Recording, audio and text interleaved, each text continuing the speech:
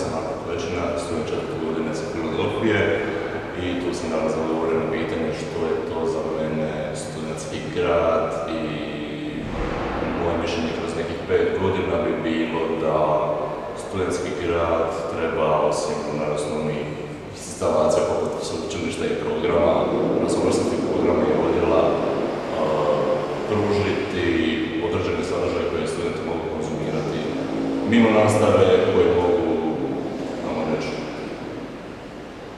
nadoštukati, nadomjestiti neke sadržaje koje njima fakulteti ne pružaju, koje njima sama ustanova ne pruža i baš zato smatram da Zadar nije studentski grad, zato što da bismo rekli da nešto studentski grad, taj grad bi trebao pružiti nešto što sveučilište koje institucija ne može pružiti. To u Zadru svakako nemamo, jer mi u Zadru nemamo prvenstveno osnovne ustanove, osnovne objekte u kojima bi se studenti mogli aktivno družiti, a da su mimo faksa. Znači imamo primjerice studentski klub Božo Lerotić koji je donekle nekakav objekt, ali mimo toga mi nema zapravo ništa.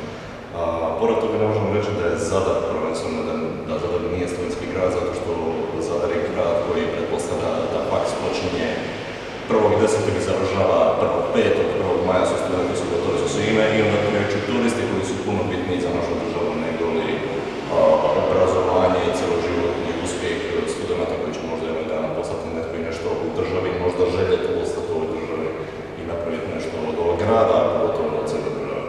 Tako da Zadar definitivno nije studentski grad. Najviše se ističe, kroz ovih 5 godina se najviše shvatio kako se zapravo Zadar ističe loše, po tome što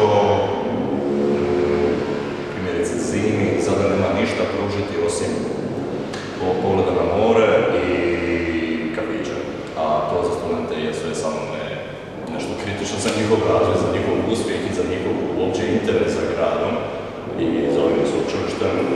Zadar se previše oslanja na činjenicu da je sveučilište lijepo, lijepo, sve to super, ali to je daleko od nečega što može inspirirati studente da odaberu baš ovo sveučilište, ukoliko se to stavi u kontekst da biramo ovo sveučilište spram ostalih raznovrsnih programa u drugim gradovima, a kamoli da ne komentiramo Erasmus programe ponude koje postoje u današnjem dobu, koje su svaki dan sve veće i veće, još ubacamo to CEPUS program. Znači Zadar stvarno nema apsolutno nikakve šanse, skup je, nema apsolutno nikakvih sadržaja,